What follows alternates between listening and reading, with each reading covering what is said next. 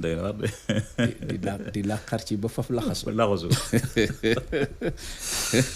li yàlla gémmiñ ñu dee jàmm ko xam naa ne daal payoor ak nu mu toll nga dugal ko ci naka sudul noonu waaw am ci naka sudul noonu rek moo tax it waaw j'espère que soxna si bu dee am na soxna xanaa soxna si di ko dégg waaw lu ma jaaxal mooy am na soxna bu dee waaw bu fekkul woon dafa doon def waaw nuuru buñ daal waaw yéeme na de yéeme na loolu waaye yéeme na de fu mu toll nii Sénégal daa bëri fait divers ak fu réew mi toll ak fu réew mi toll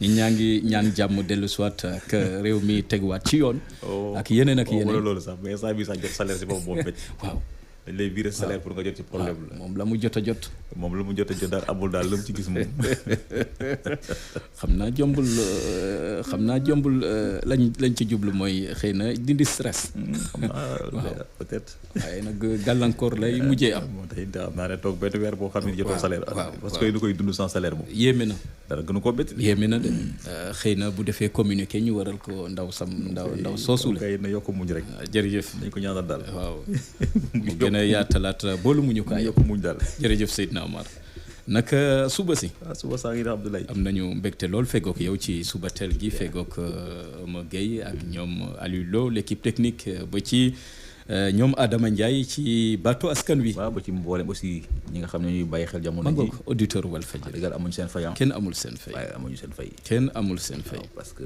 juróom-ñaari fan a ngi nii ci daanuñu Walf TV waaw yéeme na ay yéeme na lool juróom-ñaari fan ci daanuñu Walf TV waaw te am na ñoo xam ne daanaka Walfadjri rek mooy seen la ñu safoo waaw am na ñoo xam ne nii mënuñoo seetaan beneen télé mënuñoo déglu beneen rajo bu dul Walf am na ñoo xam ne seen télé takkatul seen bu fekkoon de sax Walf sax dafay xuj kabaj ñoom Walf lañu seetaan waaw Walfadjri waaw moo tax aussi ma ciy profité di sàkku ci kilifa yi ñànk groupe bi ñu góorgóorlu rajo bi mën a jat daj Sénégal yëpp surtout ça Walf FM parce que chaque jour ay nit ñu ngi lay wooye fu ne naan léegi déglootuñu Walfadjri nee na rajo yi nga xam ne moom lañ di imposer ñoom bëgguñu rajo yooyu leen seetaan ñoom Walf FM rek ñoom Walfadjri la ñu bëgg Walfadjri la ñuy safoo kon ñoom bëgg nañu wax dëgg yàlla ñu leen di jox Walfadjri tout à fait fu ci mel ni Mbuur boo fa demee day jafe Walf leeru fa day jafe nga dem Koungheul amoo Walf day jafe nga dugg Kaffrine Walf amu fa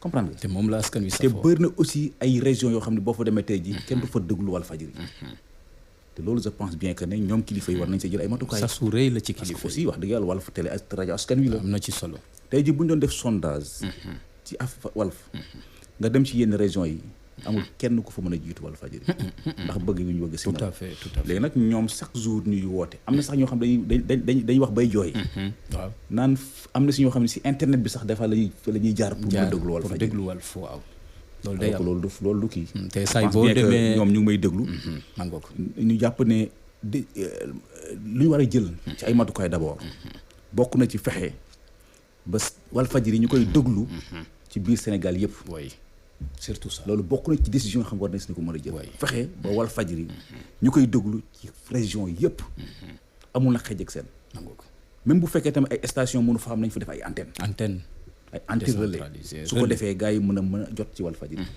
loolu sax dafa baax ci ay partenaires am na ci solo parce que aussi xam nga ay partenaires bu ñuy ñëw aussi dañuy étudier tout à fait xool ndax rajo bi ñu ngi koy déglu fu ne mais bu ñu gis ne rajo bi dafa limité kon du ñu sawar a ñëw kooku war nañ ci mën a jël am na ci solo projet bu mag la te tamit xam nga ci lu bari ndax wër nga fu bari ci Sénégal non Walf soriwul te foo dem askan waa ngi jàmbat non kenn soriwul tey ji boo duggee Mbuur doo déglu Walfadjri day jafe Walf Thiès bi ngay am te du boo duggee Walfadjri boo duggee Kaffrine amatoo Walfadjri waaw Kaffrine maa boo xanaa des fois Oustaz Aïda Niass moom mooy synchroniser ak rajo ba waaw Koungheul moom waxale wuñ ko Tamba moom waxale wuñ ko Tamba sax amatuñu Walfadjri ñoom Maawa Diop Kaffrine moom la ñu ñaxtu say su ne amuñu Walfadjri waay Tambacounda amul Walfadjri te amoon na ci jamono boo ne Tamba nag ne yeneen régions yi ay Kolda ak ñoom seen duñ déglu Walfadjri amuñu ko te yooyu yëpp war ñoom Walf la ñuy safoo te doole Walf FM la non doole Walfadjri moom Walf FM waaw mooy doole moom télé bee mujj waaw télé bi yàggut waaye Walfadjri moom rajo bi moom war nañ cee def ay millions am na ci solo waaw parce que ñun suñu doole mooy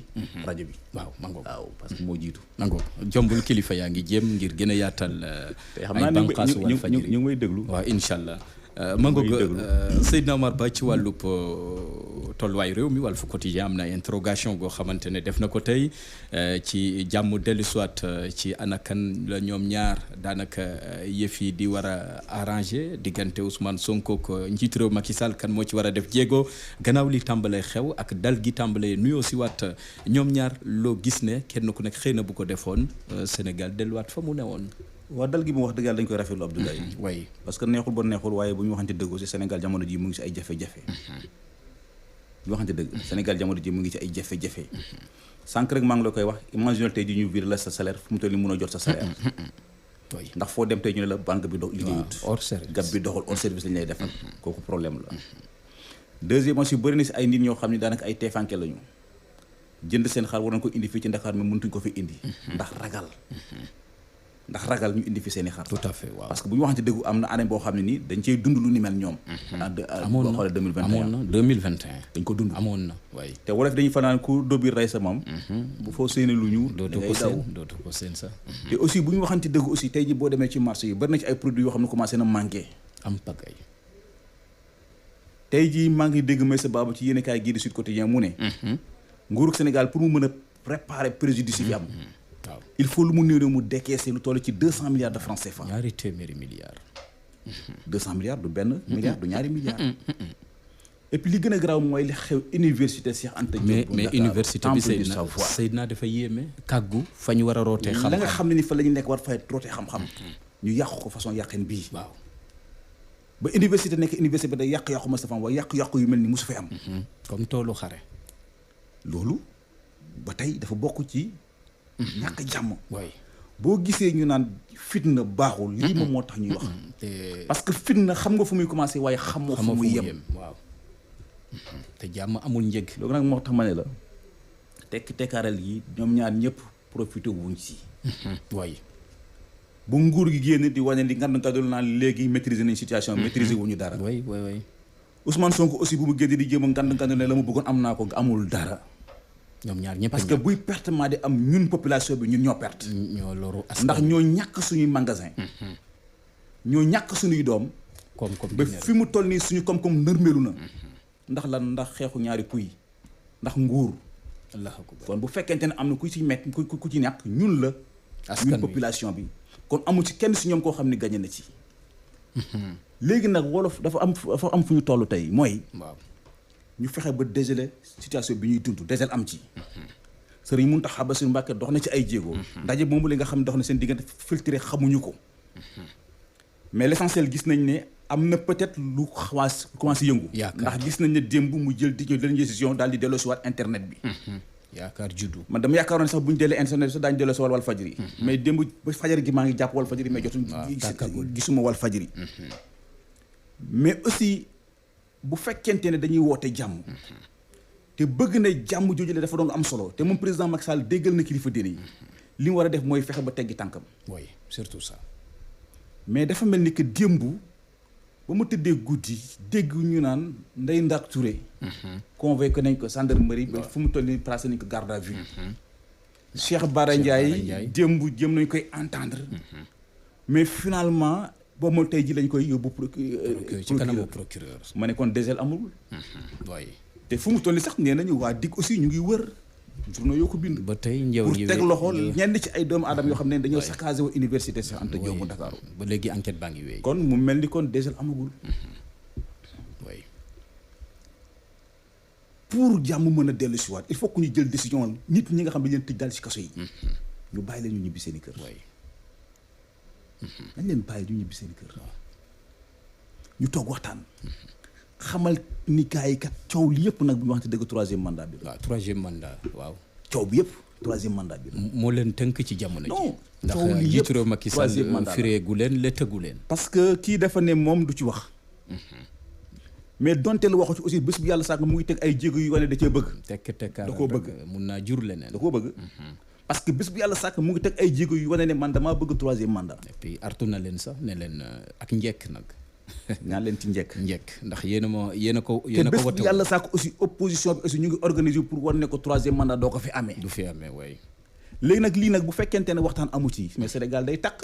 surtout ça waaw loolu aussi beneen point la boo xamante ne lu mat a bàyyi xel la. Sénégal day takk xam nga problème bi problème Ousmane Sonko la. mais problème troisième mandat problème national la. waaw kon ñun li ñuy xaar ci président Macky Sall mooy bu mu mujjee poussé ba mu réer ci loxoom. am na sasuure yi. c'est-à-dire que la nga xam ne waxoon na ko ba Sénégalais yi gëm ko ba teg ko ci bopp réew mi. wax na léegi Sénégal il faut que ñu limiter mandat yi ñetti mandat dafa bari. léegi ñaari mandat kese kon ku ne nga def li ngay def nga dem si yoon. loolu la ñu bëgg mu jëfee ko ci bii ba mais troisième mandat moo tax des fois ñuy jël justice bi. pour jéem a éliminer ay candidats. troisième mandat bokk na ci waral manifestation yi. ba ay bakkan di ci rot. mais jaru ko waay. jaru ko Abdoulaye. nangoo ko nañu waxtaan. gisee naa xale sëñ Mountakha Bassirou Mbacké li waxtaan xamuñu ko. waaye ñi ngay sàkku lépp loo xam ne ni wax na ko ak sëñ bi. mu jéem a xool naka la koy jëfee. mu jéem koo jëfee. waaw waay te xam naa ne sëñ bi ñaanu ko dara lu mooy que naka teg ay jéego. pour jàmm mën a am. oui surtout ça. te jéego bu njëkk pour jàmm mën a am mooy fexe ba ñi nga xam ni tëj na leen si kaso bi mu bàyyi leen ñu ñibbi seen i kër. ñi nga xam ne ni ay candidat lañ te war a bokk ci élection yi ñu bàyyi la ñuy bokk ci élection. parrainage ñu jéem a xool naka lañ koy organiser waat mu bañ doon sélection. mangook xëy na sax loolu bu ñu ko defee rek. Sénégal mën naa dellu si waat ci jàmm. ci jàmm te ñu bàyyi jàppate yi. mangook surtout ça. bàyyi aussi. xam naa ci Walfadjri gi ñu singili waaw ndax du organe de presse rek bi fi ne waaye nag saay su ne daal gàllankoor booy am dañ koy teg ci ndoddu Walfadjri te leeru jamono nag moom la askan wi taamu ni nga ko waxee. waaw nañu bàyyi xam nga wax naa la ko démb. bu fekkente ne lu sérieux la rek Sénégal yëpp Walfadjri lañ jëm. waaw leeru jamono. ay ñun du ñu def lu may lu sérieux. tout à fait waaw bu fekkente ne lu sérieux am na. gars yi dañ naan xool leen Walfadjri. kon bu fekkente ne ñun dañoo sérieux nguur gi jàppee ñu koo xam ne ñu sérieux wuñu on se pose la question. et pourtant boo xoolee ay at ci ginnaaw ñoom nguur gi tey ji bu fekkente ne élection am na ku ci jàppul Walfadjri daanaka pour yow jàppoo dara. information bu ñu la jox ci élection bu fekkente ne jàppoo Walfadjri daanaka yow pour yow amoon information yooyu. mais ci diggante bi lan moo war a mën a changer ba nguur gi fi nekk tey bëgg ñëw singali ba waxtu bu ñu yéegi dañu tëj suñu signal. de sur quoi nga def ko ci loo xam te ko ci yoon. Babacar Diagne génn na wax ne moom mësul jóg ñu tëj ñu signal Walfadjri. jaaxal loolu Bougane loolu dafa rafetul. loolu dafa jaaxal Bougane. loolu dafa rafetul bu ñu demee ba kenn ku nekk foo nekk mun a jël décision. bu ñu demee ba kenn ku nekk fa nga war a jaar xëcc ab signal mais kooku tegoo ko ci yoon. yéeme na dëkk nag dafa am yoon dëkk dafa am organisation. tout à fait mais bu ñu demee ba xam ne dëkk bi ab pàccu la lu waay neex def mais amatul sens. mais il faut que aussi ñu xam ne Walfadjri mais gaynde gu mar la. waaw man nga ko. te gaynde nguur nag bay dem bay buy naan ci jéeg du ay coowul ministre wala du coow ay militant du coowul ay responsable ñooy tere ñu naan ca parce que ñun suñu ligne éditoriale mooy askan wi. waaw surtout ça. te wolof dañuy faral di wax naan barmalu gileem ñemee fanaan biti ragal fanaan biti te suul kenn du ko tere fay. te nawet dafa fekk wan ak tooy aussi. wolof aussi yokk si ne Walfadjri dafa jiitu lu bëree bëri. suqlu mbër lang ak moom moo ci gën. waaw muy bëre daan ngay rey. waaw c'est-à-dire que il faut que ñoom di jox ñu cër respecté ñu te xam ne ñun ay journalistes lañu. ñoom bu ñu tàmbee si jëm def ji politique ñun dañoo tàmbu nekk ay journalistes. xibaaral askan di xëy 4 heures du matin heure bi fekk ñu fi. waaw pour ñu mën a xibaar population bi. ñoom su fekkente ne yàlla daf leen a jox ñoom ñu war a gérer la nga xam moom la ñu moomal suñu bopp. ñun aussi am nañu droit la ñu moom ñoom ñu bokk ko. ñu am ci benn droit de regard am nañu droit aussi wax si. mais lan moo tax ñu bëgg a tëj suñu làmmiñ lan moo tax ñu bëgg a tëj suñu gën ñun. kon wolof yi dañuy faral di wax naan ko aj bëggul ko aji.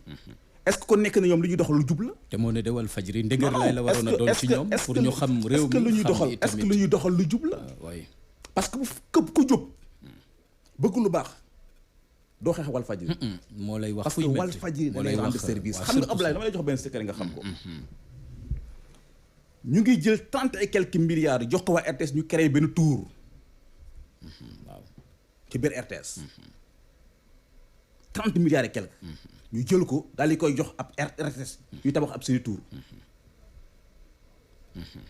te chaque année ñu jël ay milliards jox ko RTS di leen subventionné yemu ca.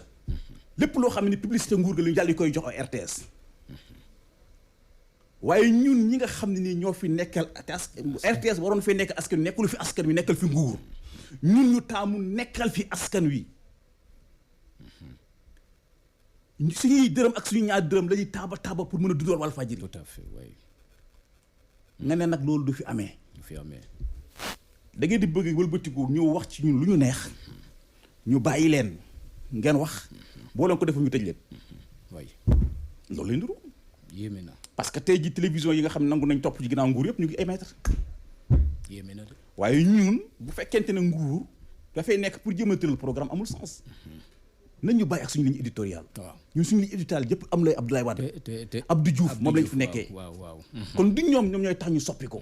nekk ñu fi pour yee fitna dañuy def information ko dama lay jox exemple France. acca ñu ci tënk waaw. keroog ba ñu bëggee indi ay réformes ci ak seen affaire retraite yi. dafa am ay jàppante yu métti métti yoo xam ne dox na ci diggante liggéeykat yi ak policiers yi. ba mu am sax ay policiers yoo xam ne dañ leen doon dóor. mais terewul boo xoolee France 24 xool TV5 mais gars yi dañ ko doon retransmettre. tout à fait en direct. ñu koy seetaan. waaye xam li xew. te ndem ñoom dañoo dañoo gëm waa France. bu France di solee ñu ne yaraar mu kàllaa. ndem France nag moo mën a bàyyi loolu asumaak ñoom. kon nañ ñu bàyyi ñu def suñu liggéey. nañ ñu bàyyi c'est que singali gi ñu singali la ñu war a xeex mu dañ. nangu jërëjëf. Seydina Oumar. te dañ ko war a wax Ablaye. mango singali gii ñu singali wal fajjali. yéeme na waaw. mais nank ko rek bañ koy yàbbi. mais dafa war a dañ ko waa. te xam ne wal fajjali ay liggéeykat fi ne. mango waaw. te ñoom ñoo ñële gënuñoo doon ay militants. waay. kon nañ ñu bàyyi quoi. jërëjëf nañ ñu yàbbi quoi. mangoog Seydina Oumar Ba am na ci solo daanaka waxtaane wal fajri mu ñëpp soxla ci jamono juróom-ñaari fan nga tëj ko ab groupe. surtout ça la nga mun a na saxal ci koom-koom kenn xamul lu mu. est-ce que xam nga ne juróom-ñaari fan yi tey ji boo ko doon méngale ci ay milliards ëpp na 300 et quelques millions wala 400 millions yoo xam ne wal fajri yàq na ko. kenn xamul lu mu toll. est-ce que ñoom daañu ñu ko fay ñoom. kenn xamul lu mu toll. est-ce que état bu Sénégal dina jël xaalis jox ko wal fajri ne ko kan man maa la dampe ci lii. waaw yéeme na. moo tax balaa ngaa def benn affaire da nga ko war a xoolaat. mais c'est dommage. mangoog Seydina Oumar Ba xanaa bàyyi nag foo mu dañ bàyyi loo leen xel ñoom ñooñu nguur ñu bàyyi xel ne wal fajri askan wee leen fa tax a jóg bokk na ci war nañoo leerlu ci wal fajri ci ligne éditoriale bi ngir mun a saafara lu bëree bëri wal fajri tamit ci fàttali béy na waar wu yaatu ci wàllu démocratie ndax loolee taxoon a jóg El Hadji Sidi Lamine Niass fexe ba ñëpp mun a waxee saay bu waxtu wa jotee lay seen góomu xol lay seen tawat ak seen jàmbat wal fajri di ko wasaare ba saafara di am ci gox yu bëree bëri na fooy dem yéggee fa njàmbatu askan wi ci saa si saafara am fa bu fekkee ne taataan nañu wal fajiri ci lu yaatoo yaatu donc wal fajiri defe naa ngéneel la war a doon ci nguur warta doon yi tamit war ñu ko jàppee noonu ndax wal fajiri yéene mooy fexe ba bépp jafe-jafe saafara mun ci am te ku ñu fal itamit sas wi mooy Seydina nga fexe ba wàccoog la tax ñu fal la ak sas la. jërëjëf dafa fa may jeexalee rek. jërëjëf dafa am benn waay bu ne yéen. wal fajiri Ousmane Sonko la. xanaa moom yàggul seetaan wal fajiri. ma ne ko c'est dommage ma ne ko xamul tax ma ne ko waaw. jamonoy Abdoulaye Wade dañuy wax ne wal fajiri Abdoulaye Wade la. waaw. jamonoy Macky Sall ñu la wal fajiri opposition bi la. ma ne Ousmane Sonko tey jii bu toogaatee ci réew mi. une semaine 2 semaines bu deful li war ñu dal ci kawam. ci lu gaaw. Walfadjri noonu lay dox ànduñu ak nguur. waaw Walfadjri population bi lañ àndal. waaw. waay ànduñu ak ma Samba ànduñu ak ma Demba ñun population bi lañ àndal. askan wi journaliste nag bu fi ànd ak ma Samba sa affaire la. journaliste bu fi nga xool ñu lay ngalab. ñu naan la da nga ànd ak parti sangam wala da nga ànd ak responsable sangam kooku sa affaire la. mais fii ci Walfadjri am na ay journalistes yu digne yoo xam ne nii. du ñu nangu benn responsable politique di leen ngalab. di leen yeew ci buum. ci baat di leen rëddal yoon wi di jaar ñoo lànk. waaw mais suñu ligne éditoriale dañ koy respecté. muy Ousmane Sonko muy Sambata Ndiaye muy Madembata Ndiaye amutu kenn si ñoom koo xam war nga ñëw imposer leen. ñun askan wi lañ fi nekkal. mangoo ko. te bu Ousmane Sonko yàlla dogal mu falu. bu dee une semaine 2 semaines bu deful dul yoon fii dañuy toog daal di koy jébaane. baatu askan wi noonu lay dox ñuy wax loolu. nañu xoolal seen taxawaay. mangoo ko yegg si nañu terminus ndax moom mu ngi signalé xam naa ñu tàggatoo Seydina Oumar Ba. waaye dina sant di la gërëm. jërëjëf. jël kàddu gi jëlawaat ko bisu ci am ndax mu yëg ñu des émission bi du sama. am na ci solo jërëjëf.